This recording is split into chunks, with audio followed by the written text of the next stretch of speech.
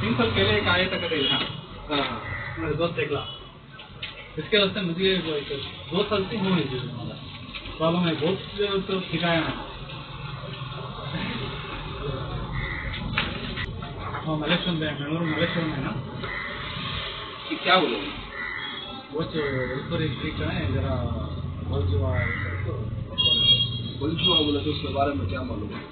हाँ क्या मालूम उसके बारे में क्या मालूम प्रॉब्लम क्या है वो क्लियरली कैसा मालूम लेकिन तुम्हारा वाइफ उनको बोलो क्या प्रॉब्लम है उनको मालूम होना वैसा बोलो जैसा कि जो ಡಾಕ್ಟರ್ ಗೊತ್ತಿರುತ್ತೆ ಫಸ್ಟ್ ಆಫ್ ಆಲ್ ಡಾಕ್ಟರ್ ಗೊತ್ತಿರೋದು ವಿಷಯನ ಇವ್ರು ಗೊತ್ತಿರಬೇಕು ಅವ್ರಿಗೆ ಏನ್ ಪ್ರಾಬ್ಲಮ್ ಇದೆ ಅಂತ ಈಗ ಅವರು ನಿಮ್ಗೆ ಎಕ್ಸ್ಪ್ಲೈನ್ ಮಾಡ್ತಾರೆ ಅವ್ರು ಕೇಳಿ ಏನ್ ಪ್ರಾಬ್ಲಮ್ ಇದೆ ಇದೆಲ್ಲ ತೆಗ್ಸಿದಾರಲ್ಲ ಇದ್ರಲ್ಲಿ ಏನ್ ಗೊತ್ತೈತೆ ನಿಮ್ಗೆ ಬಟ್ ಅದೇ ಹೇಳ್ತಾರೆ ಹೆಲ್ಪರ್ ಕಡೆ ಸ್ವಲ್ಪ ಬಲ್ಜಾಗಿದೆ ಬಲ್ಜ್ ಅಂದ್ರೆ ಏನು ಅದು ಗೊತ್ತಿದೆಯಾ ಸ್ಪೈನಲ್ ಡಿಸ್ಕ್ ಮೂಳೆ ಬಲ್ಪ್ ಆಗಿರೋದು ಅದೆಲ್ಲ ಅಂದಾಗ ಸಯಾಟಿಕಾ ಪ್ರಾಬ್ಲಮ್ ಅಂದಾಗ MRI ಅಂದಾಗ ಇದ್ರಲ್ಲಿ ಏನ್ ಗೊತ್ತಾಯ್ತು ಅಂತ ಅವರೊಂದು ನರು ಸ್ವಲ್ಪ ಈಗ ಪ್ರಾಬ್ಲಮ್ ಆಗಿದೆ ಅಂತ ಹೇಳ್ಬೋದು ನರು ಸ್ವಲ್ಪ ಆಚೆ ಬಂದಿದೆ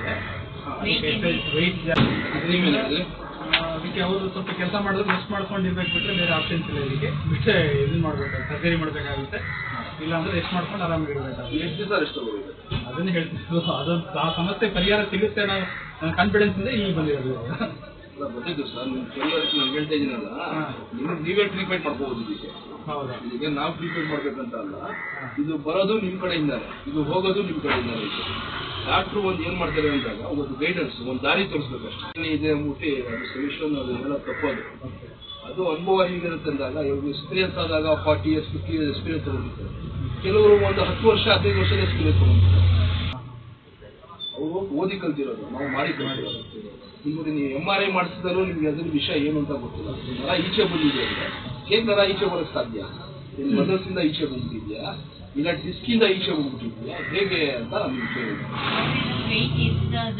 ಯಾವತ್ತೋ ಒಂದ್ಸಲ ವೆಯ್ಟ್ ಬಟ್ ನನಗೆ ಏನಂದ್ರೆ ಈ ಪೋರ್ಷನ್ ಬರುತ್ತೆ ರೈಟ್ ಸೈಡ್ ನಿಮಗೆ ಕಾಲಲ್ಲಿ ಪೈನ್ ಬರುತ್ತಲ್ಲ ರೈಟಲ್ಲಿ ಬರುತ್ತಾ ಲೆಫ್ಟಲ್ಲಿ ಬರುತ್ತಾ ಸರ್ ಇಲ್ಲ ಕಾಲ್ಕಿನ್ ಜಾಸ್ತಿ ಅಂತ ಬರಲ್ಲ ನನಗೆ ಅದು ಒಂದ್ಸಲ ಆದ್ರೂ ಬಂದು ಜಾಸ್ತಿ ನೀವು ಒಂದು 2 kilometer ವಾಕ್ ಮಾಡಿದಾಗ ನಿಮ್ಗೆ ಬ್ಯಾಲೆನ್ಸ್ ಆಗಲ್ಲ ಎರಡು ಕಾಲು ಸ್ವಲ್ಪ ಟೈರ್ಡ್ನೆಸ್ ಇರುತ್ತೆ ತುಂಬಾ ನಿಂತು ಕೆಲಸ ಮಾಡ್ತಾರೆ ನಾನು ನಿಮಗೆ ತೋರಿಸ್ತೀನಿ ಈ ಕಡೆ ಬನ್ನಿ ಅಕ್ಕ ನೋಡಿ ಮನುಷ್ಯನಿಗೆ ಮೂಳೆ ಅಂದಾಗ ಬರೀ ಈ ತರ ಮೂಳೆ ಇರುತ್ತೆ ಇದು ಮೂಳೆ ಬೆಂಡ್ ಆಗಲ್ಲ ಇದು ಮೂವ್ಮೆಂಟ್ಸ್ ಆಗಲ್ಲ ನೋಡಿ ಇಲ್ಲಿಂದ ನಮ್ಗೆ ಆಂಕಲ್ ಇದು ಮೂವ್ಮೆಂಟ್ಸ್ ಆಗುತ್ತೆ ಇದು ಎಲ್ಬೋ ಮೂವ್ಮೆಂಟ್ಸ್ ಆಗುತ್ತೆ ಇದಕ್ಕೆ ಮಧ್ಯದಲ್ಲಿ ಒಂದು ನಮಗೆ 4 arms ಮೂಳೆ ಇರುತ್ತೆ ಇದು ಫೋಲ್ಡ್ ಮಾಡಕ್ಕಾಗತ್ತಾ ಆಗಲ್ಲ ಆ ಭಗವಂತ ಏನ್ ಮಾಡ್ತೀನಿ ಅಂದ್ರೆ ಎಲ್ಲ ಪ್ರತಿಯೊಂದು ಜಾಯಿಂಟ್ ಅಲ್ಲಿ ಡಿಸ್ಕ್ಗಳು ಇರುತ್ತೆ ಈಗ ನೋಡಿ ಇದರ ಮೂಳೆಯಲ್ಲಿ ಏನಿರುತ್ತೆ ಬೆನ್ಮೂಳೆ ಇದು ಬೆಂಡ್ ಆಗ್ಬೇಕಾದ್ರೆ ಇದೆಲ್ಲ ಡಿಸ್ಕ್ ಇದೆ ವೈಟ್ ಕಲರ್ ಇದೆಯಲ್ಲ ಇದೆಲ್ಲ ಡಿಸ್ಕ್ ಇದೆ ನೋಡಿ ಎಲ್ಲಿಂದ ನಮ್ಗೆ ನೆಕ್ಕಿಂದ ಹಿಡಿದು ಸೊಂಟ ಗಂಟನೂ ಬಂದಿರುತ್ತೆ ಆ ಸೊಂಡಿಂದ ಏನಾಗುತ್ತೆ ನಮ್ಗೆ ಹೋಗಿದೆಯಲ್ಲ ಅಲ್ಲಿಂದ ನಮಗೆ ಕಾಲುಗಳಿಗೆ ನರಗಳು ಬಂದಿರುತ್ತೆ ಬರೋದು ನರಗಳು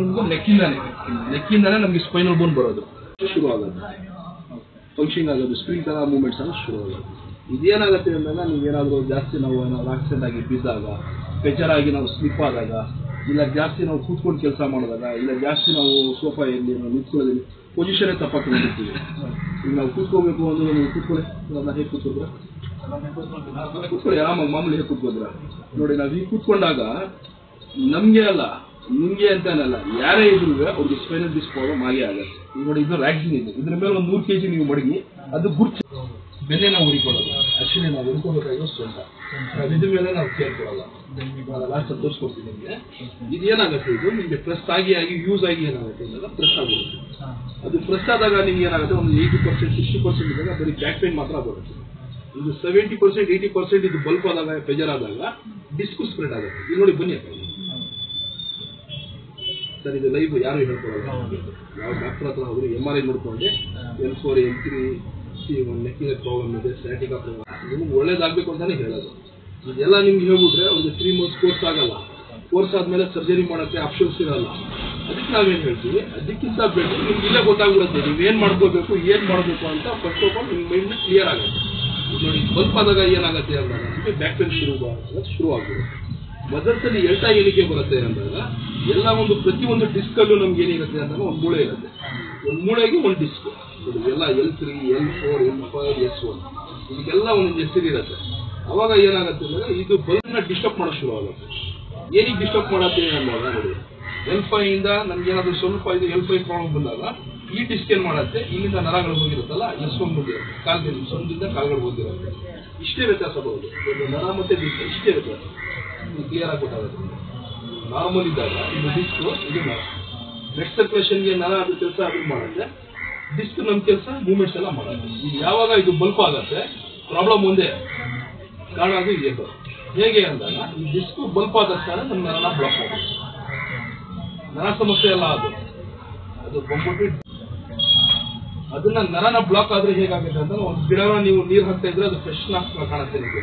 ಅದು ನೀರಿನ ಸ್ಟಾಪ್ ಹೋಗ್ಬಿಡಿ ನಿಮಗೆ ಬೇರ್ಗಳಿಂದ ಒಣಗೋಗಲು ಶುರು ಆಗುತ್ತೆ. ಆಗ ಏನಾಗುತ್ತೆ, ಗಿಡದಲ್ಲೇ ಅದು ಸ್ಟ್ರೆಂತ್ ಎಲ್ಲ ಅದು. ಅದೇ ತರ ನಮ್ಗೆ ಡಿಸ್ಕ್ ಇದು ಬಲ್ಪ್ ಆದ ತಕ್ಷಣ ಏನಾಗುತ್ತೆ, ನರನ ಬ್ಲಾಕ್ ಮಾಡಿದ ತಕ್ಷಣ ಬ್ಲಡ್ ಸರ್ಕ್ಯುಲೇಷನ್ ಸ್ಲೋ ಆಗ್ಬಿಡುತ್ತೆ. ಆಗ ನಮ್ಗೆ ಏನಾಗುತ್ತೆ, ಮಾಂಸದಲ್ಲಿ ಯಾವಾಗ ಬ್ಲಡ್ ಸರ್ಕ್ಯುಲೇಷನ್ ಸ್ಲೋ ಆಗುತ್ತೆ ಆ ಜಗ್ಗಲ್ಲಿ ನಮಗೆ ಸ್ಟ್ರೆಂತ್ ಇರಲ್ಲ.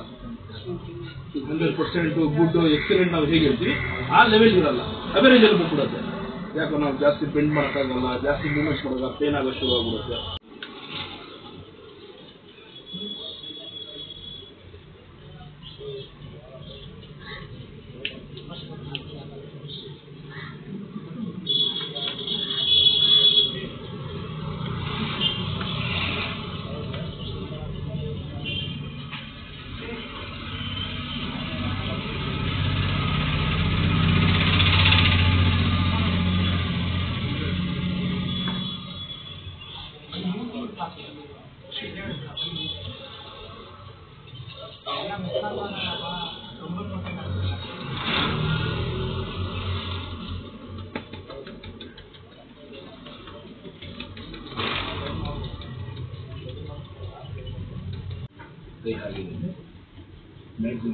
ಎಷ್ಟಾಗುತ್ತೆ ಆಗಲ್ಲ ಅಂದ್ರೆ ಜೀವನ ಪೂರ್ತಿ ಆಗಲ್ಲ. ನ್ಯಾಚುರಲ್ ನಾವು ಮಾಡೋದನ್ನ ನಿಮ್ಗೆ ಹೇಳೋದು. ಬಂಡಿ ಸ್ಟ್ರೈಟ್ ಆಗಿದೆ, ಸ್ವಲ್ಪ ಫ್ರೀ ಆಗಿದೆ, ಕೇಳೋದು ಫ್ರೀಗೆ ಕಾನ್ಸಂಟ್ರೇಷನ್ ಮೇಲೆ ನೋವು ಬರುತ್ತಂದ್ರೆ ಜಾಸ್ತಿ ಬರುತ್ತಾ.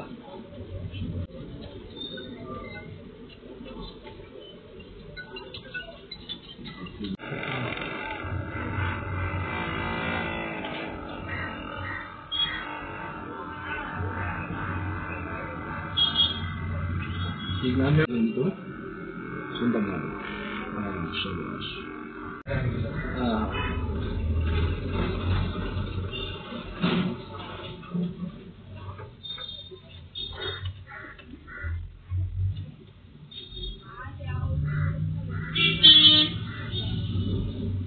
ಹೇಳಿದ ಅರ್ಥ ಆಯ್ತಾ ನಿಮ್ಗೆ? ಮಾಡ್ತಿದ್ರು ಫಿಸಿಯೋಥೆರಪಿ ಹೋಗ್ತಿದ್ದೆ ಡೈಲಿ. ಫಿಸಿಯೋಥೆರಪಿ ಈ ತರ ಎಲ್ಲ ಮಾಡಿದ್ರಾ? ಬೋನ್ ಸೆಟ್ಟಿಂಗ್ ಎಲ್ಲ ಮಾಡಿದ್ರಾ? ಮಷೀನ್ ಅಲ್ಲಿ ಇದು ಮಾಡಿದ್ರು. ಬೋನ್ ಸೆಟ್ಟಿಂಗ್ ಎಲ್ಲ ಮಾಡಿದ್ರಾ? ಬೋನ್ ಸೆಟ್ಟಿಂಗ್ ಅಂದ್ರೆ ಈ ತರ ಟ್ರಯಾಂಗಲ್ ಇದು ಮಾಡಿ ಆಮೇಲೆ ಮಸಾಜ್. ನಾವು ಈ ತರ ಕ್ಲಿಯರ್ ಆಗಿ ಗೊತ್ತಾಯ್ತು ನಿಮ್ಗೆ. ಹಿಂಗ್ ಗೊತ್ತಾಯ್ತಾ ಅಲ್ಲಿ ಗೊತ್ತಾಯ್ತಾ? ಇಲ್ಲೇ ಗೊತ್ತಾಗಿದ್ದೇನೆ. ಬಟ್ ಅವ್ರು ಹೇಳ್ತಿದ್ರಂತೆ L4 L3 ಸ್ವಲ್ಪ ಈ ತರ ಇದು ಆಗಿದೆ. ಗೊತ್ತಿತ್ತಾ L4 L3 ಏನು ಅಂತ? ಅದು ನೋಡಿದ್ರೆ ತುಂಬಾ ದುಡ್ದಿದ್ದು. ಕಾನ್ಫಿಡೆನ್ಸ್ ಅನ್ನು ನೋಡಿದ್ರೆ ಏನೂ ಇಲ್ಲ. ಇದು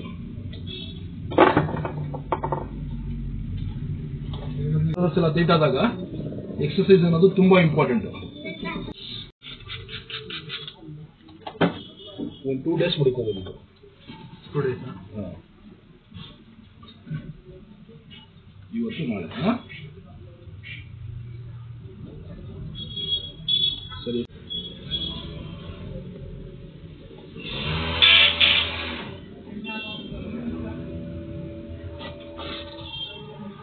ಸ್ವಲ್ಪ ಆದರೆ ಮಸಾಜ್ ಮಾಡಿ, ಮಸಾಜ್ ಮಾಡ್ತೇವೆ. ಸ್ವಲ್ಪ ವಾಟರ್ ಹಾಕೊಂಡು ಮಸಾಜ್ ಮಾಡಿ,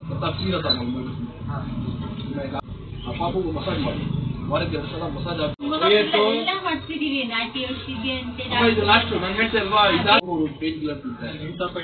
ಒಳ್ಳೇದಾಗಲಿ ಸರ್. ನಮ್ಗೆ ಗೊತ್ತು ಅದೆಲ್ಲ ಎಷ್ಟು ನೋವು ಆಗತ್ತೆ. ನಾನು ಹೇಳಿಲ್ವಾ ಫಸ್ಟ್ ಮೊದಲ ಪಾಯಿಂಟ್ ಇದೆ, ಕೈ ಗುಣ ಇರ್ಬೇಕು. ಕೈಯಲ್ಲಿ ಚಿಕ್ಕ ವಯಸ್ಸಲ್ಲಿ ಹಚ್ಚಿ ಮಾಡ್ಕೊಂಡಿದ್ದೆ. ಅದಕ್ಕೆ ಅಂದ್ರೆ ನನಗೆ ಬೈ ಚಾನ್ಸ್ ಬೀಫ್ ಆಯ್ತು ಅಂದ್ರೆ ನನ್ ಹಿಂದೆ ಎಷ್ಟು ಜನ ಆಮೇಲೆ ಬೇಕಾದ್ರೆ ನಿಮ್ಮ ಇದಕ್ಕೆ ಬೇಕಾದ್ರೆ ನೋಡಿ ಆಮೇಲಿಂದ ನಾನು ಹೇಳಲ್ಲ ಮಾಡಿ ಫಸ್ಟ್ ನಮ್ಗೆ ಫಸ್ಟ್ ರಿಸಲ್ಟ್ ಮಾಡಿ ನಿಮ್ಮ ಫೋನ್ಗೋಸ್ಕರ ಹಾಕಲ್ಲ.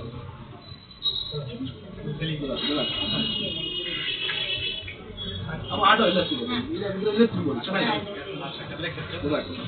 बने भैया मैं कहता था कि फोन कभी भी 24 आवर्स इंशाल्लाह कम होता है खाली करो 10 दिन तुम्हें करो वो कम वाले बच्चे क्यों वाले तो जिंदगी बेचैन हो जाएगी इंशाल्लाह मैं बोलता नहीं मैं तुम्हें खुद